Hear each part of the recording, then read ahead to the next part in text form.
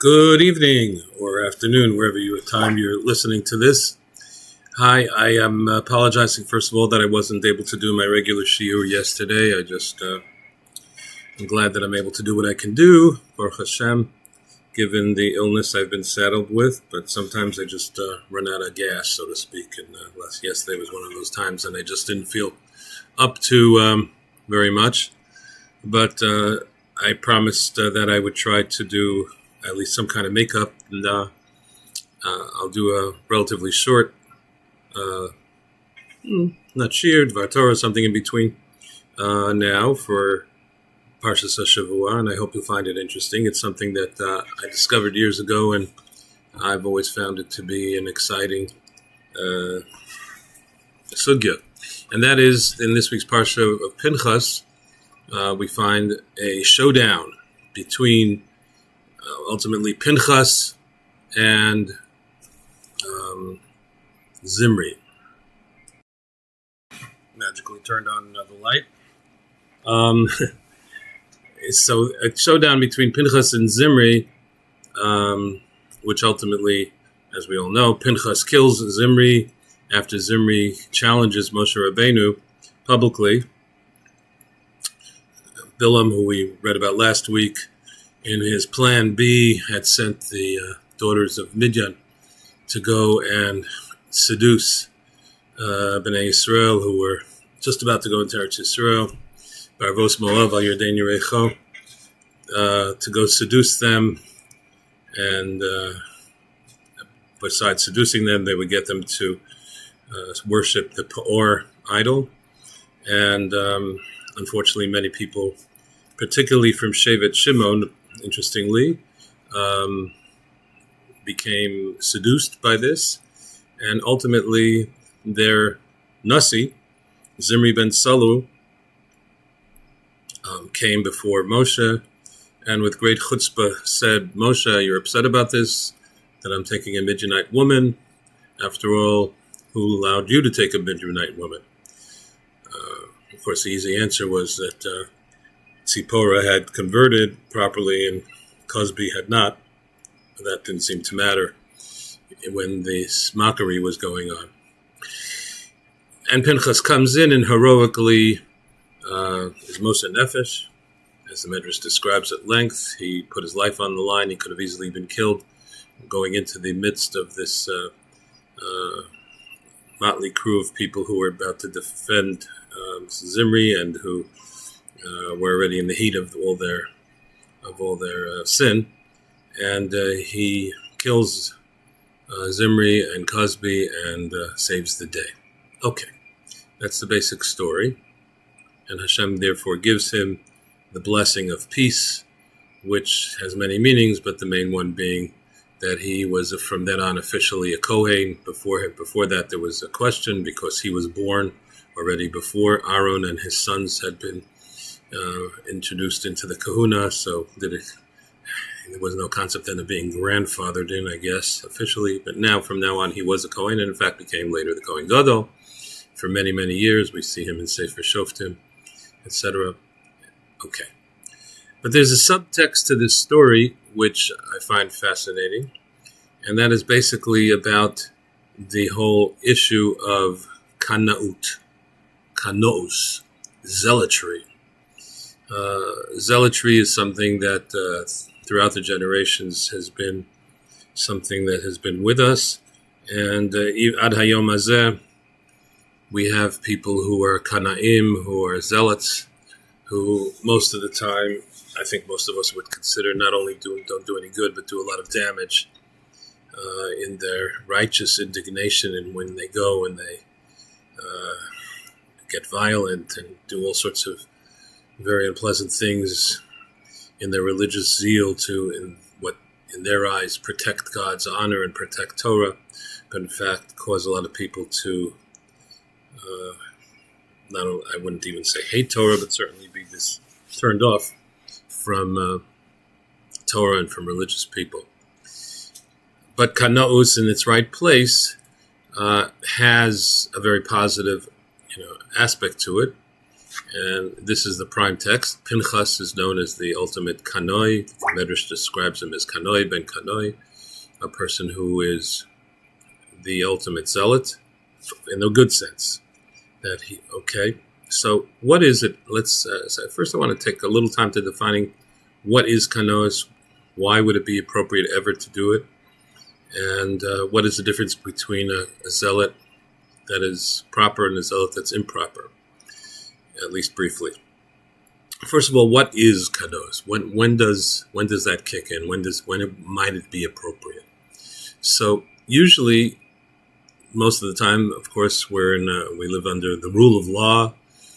Vigilantes, which is another name for kanois, perhaps is frowned upon, where people take the law into their own hands. But sometimes it's appropriate. And when is that?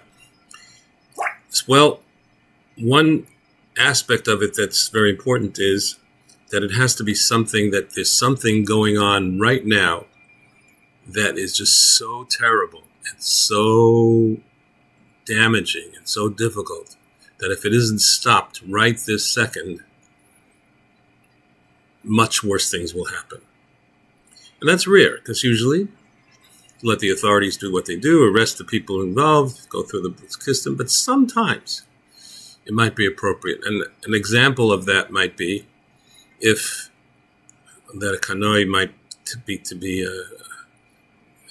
encouraged to do what he does is a simple example might be if a group of people were coming right now, a bunch of mocking jerks who came, and you're walking with your mother in the street, and they come and they start insulting her very terribly, throwing things at her, accusing her of all sorts of vile and terrible things. Now, you could just say, leave us alone. They won't. You could say, wait, I'm going to go call the police. There's no police around. You could say many things. But if you feel right now what is going on, this has to stop this second, and you go and you punch the ringleader in the nose, and hopefully you know a little kung fu or karate, it would be helpful, but if you are able to put in a stop to it right now, that might be an incident where kanois is the right way to go. It's not the right thing to say, well, I don't know, tomorrow I'm going to go to the police and lodge a complaint. And right now they have to know this is awful. It can't continue.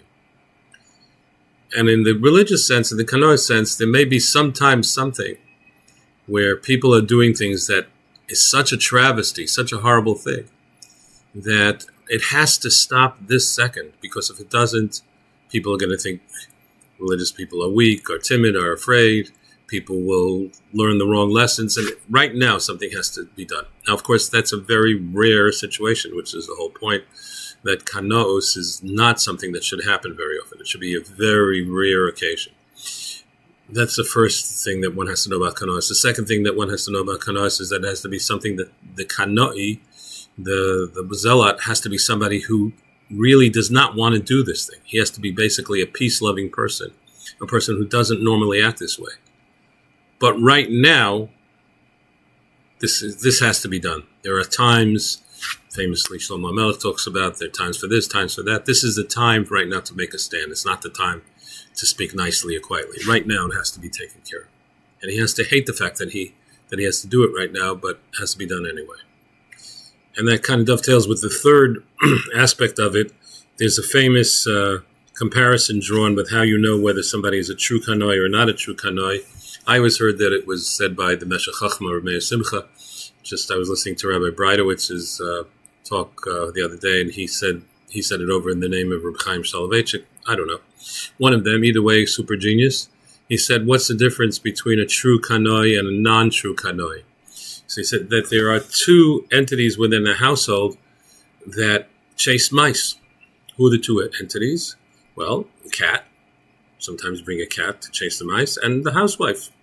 If there's a mouse there, she'll go crazy, or a cockroach in the case of my wife. But whatever it is, and they can't stand that the mouse will be there, and they go crazy and they have to chase it out. And he said, now there's a big difference between the wife, the lady of the house, and the cat.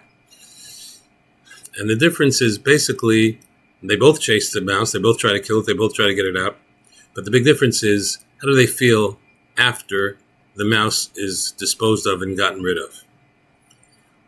So the lady of the house feels, oh, that was horrible. I hope I never see another mouse again for the rest of my life.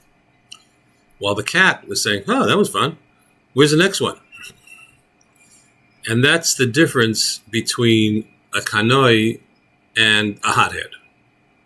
There's some kanoi, a true kanoi feels this was this terrible thing. We had to go, we had to take care of it, and we hope that never such a thing, such a travesty should ever happen again. While the hothead is, that was a great demonstration. That was fun. We were able to stop traffic and bring a lot of people a lot of pain. We were able to call people Nazis and do all kinds of things. Let's see when the next opportunity we can to act out and be violent. And such people are terrible and a bane of society. So we have a true kanoi and a non-true kanoi. But a kanoi is not just that it's a 50-50 thing. A kanoi, to be a true kanoi, you have to be 100,000% only l'shem shamayim, only for the sake of heaven. There's no other thought involved rather than because this has to be taken care of. If there's even any part of it, which is because I enjoy it, because this is fun, because it's something that my ego tells me that I'm strong and I can do this and I can do. If any shemetz, any small part of that is there, then the whole act is completely pasul, and it is not, and it's something not only that's not a good thing, it's a terrible thing. And that's and in fact, whenever you see kanos discussed in halacha, we said we would never ever tell anybody to do kanos. In fact, in the same act that was going on here, where a man was having public relations with a non-Jewish woman, the halacha is haboil aramis kanois pogimbo, that a kanoi under those circumstances may be able to do something about it. But if they come to Beis Din, we hold halacha ve'ein morin ken. We will tell them not to do it. We would tell them to go to a Beis Din. It has to be only done in the heat of the moment. Okay. Most of these things are well known that I've said so far. But there's another aspect to this which I think is very exciting and interesting, which is that these two people who are the main actors in this scenario, according to Chazal, are actually echoes of other people in history as well. Looking back and looking forward. Now, looking back is a very interesting few midrashim, which I'll share with you, which shows something about where that comes from. Looking future, there's a very interesting Chazal that says something about who they will be. Frankly, I don't know what the connection is, and I'd be very grateful to anybody who has some ideas who can let me know, because I've been trying to figure it out and I don't really know. But I'll mention it for whatever it's worth. What am I talking about with looking back? Who are Pinchas and who are Zimri? Many times in the story it's pointed out that Zimri is the head of the Nasi of Shevet Shimon. Pinchas is also very much, he's not just Pinchas ben Elazar, but he's Pinchas ben Elazar ben Aaron. He's brought back all the way to Aaron, and he, of course, is a prime representative of Levi. So one is from Shimon and one is from Levi. Now, Shimon and Levi are interesting because Shimon and Levi, going way back to Sefer Bereshis, are kind of a team. We find that the sons of Yaakov, Shimon and Levi, teamed up for various things. They were criticized in the blessing that Yaakov gave to them at the end of his life. Shimon v'Levi achim, klei chamas b'cherosehem, that they were brothers. In other words, they were all brothers, but these two were particularly close brothers, and that they acted together in violence. What was he referring to? He was referring to the incident of Shechem. That in the story of Shechem, all the brothers were very upset by what had happened, that Shechem had gone and kidnapped Dinah and then raped her and then held her as a captive, and they all wanted to do something about it, but Shimon and Levi acted out, and they went and they gave the advice that they should all circumcise themselves, all the men, and then they came in and killed all of the inhabitants of Shechem and took Dinah and left. That was, of course, an act of kanos, of zealotry. Could have gone to the authorities, had a whole court case. But Shimon and Levi said, wait, Hakazona Ya'aseh Achotenu, is our sister going to be treated like a harlot? We have to do something now. And that's what they did. Now, was that an appropriate course of action or not? Yaakov said to them, you've made me. He didn't criticize that what they did was murder, but what he said, if you look carefully in the psukim over there, he said, Achartem osi b'nei haaretz. You made my reputation, you sullied my reputation by your act of your act of anger. And they answer back, Hachazona ya'aseh achotenu, is our sister to be treated like that? And that's how the story ends. Yaakov doesn't answer them, unless you say his answer came many years later in his blessing, where he said, yeah, I criticize it. But at that time, he didn't. And it's actually an open question, where some of the Mefarshim say they were wrong, they shouldn't have done it, and some say maybe they were correct in what they did. Not sure. It's not completely clear about what they did was wrong or whether it was right. But it clearly was an act of kanos, and they were both considered kanaim. We also find later another incident of kanos, this time Levi, in the act of the after the golden calf, the Egel Hazav, where Moshe stood and asked, Mila Shem Eli, who's going to stand up for God? Who's going to take care of business right now? Which in effect was sort of like an act of kanos, and Shevet Levi stood up and they said, we're going to do it, and they violently, killed a lot of people that day, carrying out Moshe's directive. And now you have this story over here of Shimon and Levi, and the way that Zimri gets involved in it, it's very interesting. The Midrash says that Moshe, that mainly it was the descendants of Shimon somehow that had gotten involved in this seduction more than others. Why? It goes beyond the scope of why, but I saw some Midrashim saying that they somehow knew that Mashiach will only come someday as a result of daughters of Moab getting together with Am Yisrael, as of course in the story of Rus, as we all know, and they felt we're going to bring that about now quickly. Misguided idea. Interesting. And then they stood there, and then they came, the Shevet of Shimon came to Zimri, this Nasi, and they said, what, you're not going to protect us? You have to do something to protect us. And Ma'asa, what did he do? He went, and he gathered 24,000 of Israel, went over there, took Cosby, and brought her to Moshe and did his deed. So in a sense, Zimri did what he did as a result of trying to, in a misguided way, protect Shimon, and felt that was the thing that needed to be standing up for here. Moshe was protesting, and he needs to do what he needs to do. Now, who was Zimri? We know that he was the Nasi. But the Medrash here in the Yalkut Shimoni also brings down a very interesting thing. It says, Amrav Yochanan, Chamisha Shemos Yeshlo. He had 5 different names. Zimri ben Salu, that's the name it says here. V'Shaul ben HaKna'anis, V'Shlumiel ben Tzuri Shaddai.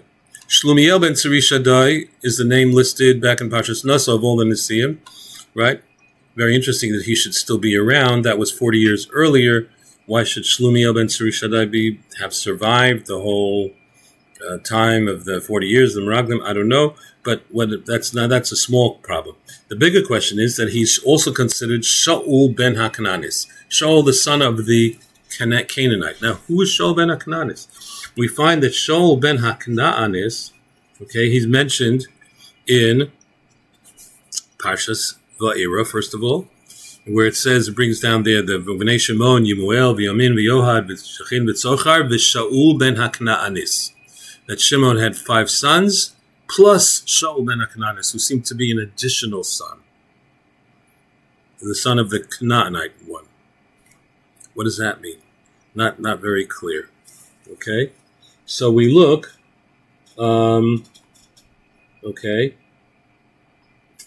We look and back again, further back in the story of Shechem, and it says a very interesting thing. That when Dinah and when Levi and Shimon had done their thing, Vayichu es Dinah bibei Shechem vayetzu, they took Dinah from the house of Shechem and they went out. They were taking her, And she didn't necessarily want to go because, she had been seduced and she was very difficult. And what's she going to do? She's embarrassed. What's going to be with me, right? She said, Ana olechet cherpati. Where am I going to take my shame to? Who's going to marry me? Who's going to want to be with me? I'm the one who was raped. Shimon shehu nos'a, until Shimon swore to her that he will marry her brother. For Matan Torah, if you ask that question, he will marry her. Hadahu dichsiv v'Shaul ben Hakna'anis. And that's why it says Shaul ben Hakna'anis. In other words, Shaul ben Hakna'anis is the son of Dinah and... Not clear. Is it the son of Dinah and Shimon? Maybe he's the son of Dinah and Shechem, and sort of the stepson of Shimon, that when she came back she had conceived from Shechem. There's an opinion that says that. Not clear. But it's very interesting that here is Zimri. Okay? Well, hearkening back to that story. Now, what about Pinchas? It says that Pinchas was the son of Elazar, and Elazar took a wife, Mibnos Putiel. Okay? Bnos Putiel, in the Yalkut brings down in Va'era, it says that that we know that, of course, Pinchas was the son of Elazar, but also, for some reason, he is miyuchas to Yosef, of all people. What does it say here? I'll read it to you. I avua de imei mi Yosef, ima de imei mi Yisro, I avua de imei mi Yisro, avua de imei mi Yosef. One way or the other, Yosef's either Yosef's mother, right? Well, not Yosef's mother, that can't be. Yosef's wife's mother. That Pinchas's mother, somehow, or father came from Yosef, or his mother on one side or the other came from Yosef. What does that mean? And what does that have to do with anything? Well, there's another midrash that says that, in fact, the child of Dinah and Shechem was not Shaul ben Hakna'anis, but that a girl was born from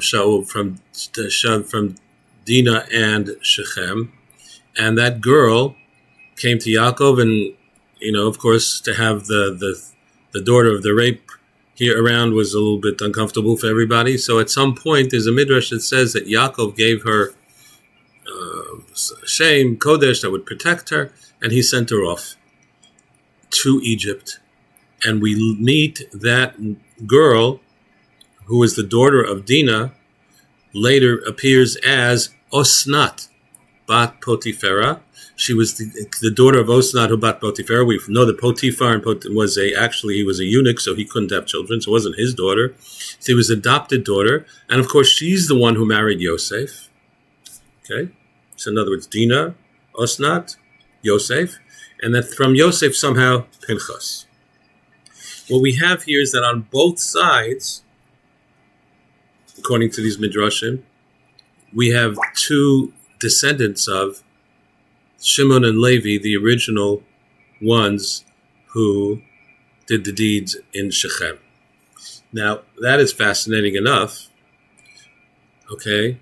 But what we have here, of course, in this case, while there they acted as a team, in this case, of course, Pinchas, the son of Levi, comes out beautifully from the story, and Zimri, the son of Shimon, comes out terribly.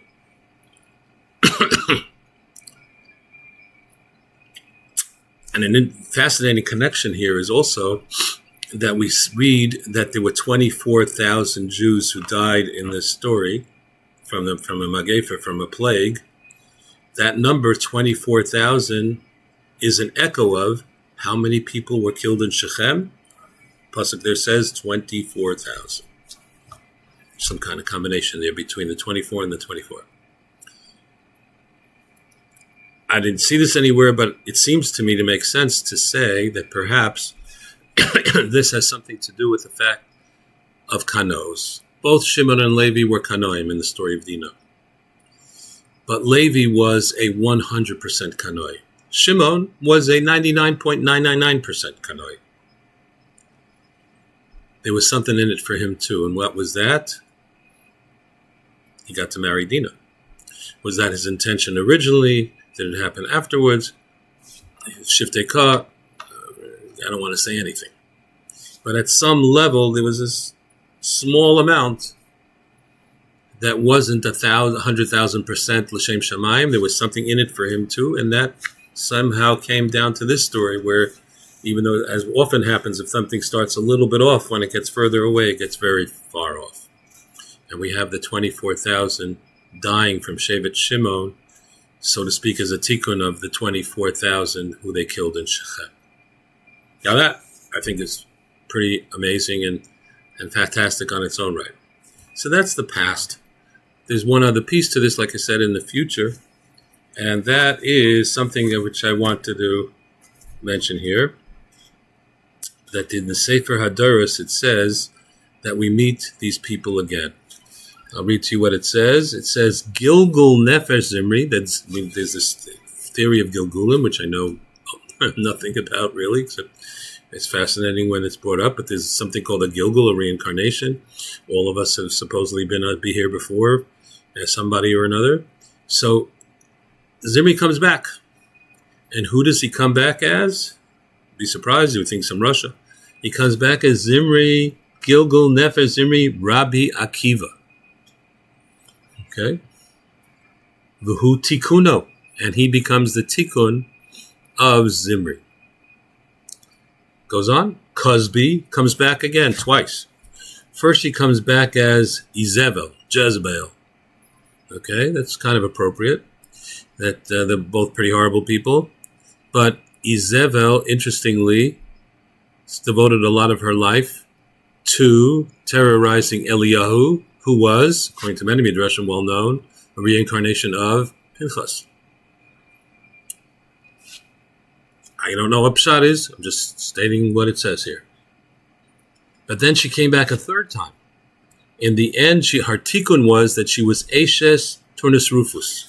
There's a Gemara in Nedarim that's very, very fascinating that says it's well known that Turnus Rufus, or Rufus, was the Roman guy in Caesarea who was sort of, so to speak, Rabbi Akiva's jailer. And they had many debates which are recorded there about various items that they talked about. And they would always get into arguments, and Rabbi Akiva, of course, bested him in all of those arguments. But in one of those arguments, it seems he came home and he told his wife, he was all upset, that, this Akiva keeps besting him. Of course, in the end, I don't know if it was Turnus Rufus who had Rabbi Akiva killed. According to this story, it doesn't make sense that he was. But basically, he told his wife, and his wife said, you know what, I think I can best him, because I know that those Jews learned back from this story, the way to best the Jews is to involve them in znus, involve them in sexual impropriety.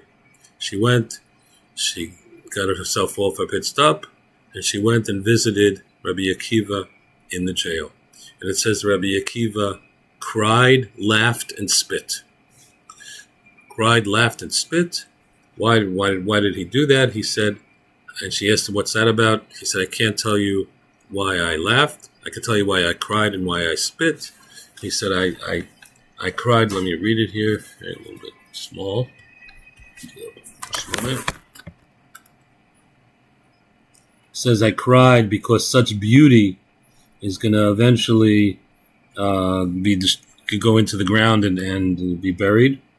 I spit because you come, in fact, from a tipas rucha, from a putrid bit of semen, as it says in Pirkei Avos. And it says ultimately he didn't tell her why he laughed, but he laughed because ultimately she was so impressed with him that she, I guess, left Rufus. I don't know how that happened, but she ended up converting and marrying Rabbi Akiva. This was, Rabbi Akiva lived a long time. He lived to 120. I guess this was after Rachel had already passed away. And he ended up having this Ashes Turnus Rufus, who this thing says is a Gilgul of Cosby. So the Gilgul of Zimri gets together with the Gilgul of Cosby and a Tikkun Rabbi Akiva and Ashes Turnus Rufus. And it goes on to say another fascinating thing. And the 24,000 who died from Shevet Shimon, The other 24,000 dead that we all know about are the 24,000 students of Rabbi Akiva, who somehow they died as a tikkun of that 24,000 of Shimon. Now I don't know what to say. I have some thoughts about it. Shimon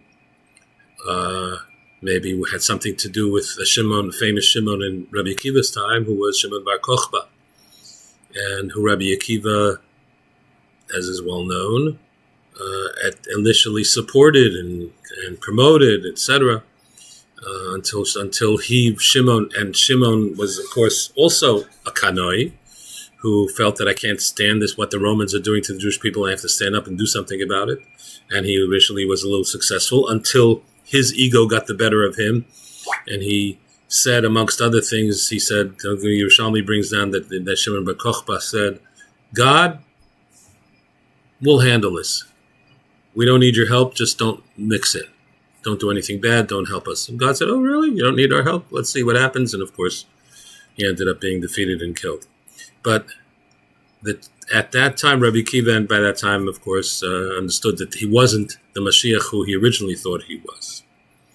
And the 24,000, we always learned that the 24,000 were loinagu kavod zeh, which it says here too, that's why they died. It's very interesting that many historians feel that the 24,000, besides that, may have also been actually soldiers for Bar Kochba, who joined up with the troops of Bar Kochba because their Rebbe held the Rebbe Bar Kochba. I don't know. Now, exactly how the connection is between this story and the previous story, like I said at the beginning, I haven't quite worked out, and I don't know. But it's interesting. And I hope that all these connections will help us have an interesting Shabbos.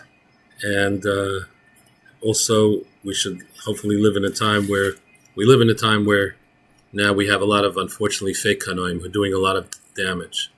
And we only hope that we will see a time of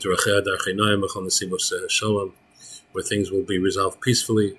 Although at times we do need to take a strong stand, we do need to put down the Rishonim, we do need to stand up to them. But amongst ourselves, within the Jewish people, we need to do things in the ways of peace and pleasantness. Have a wonderful Shabbos.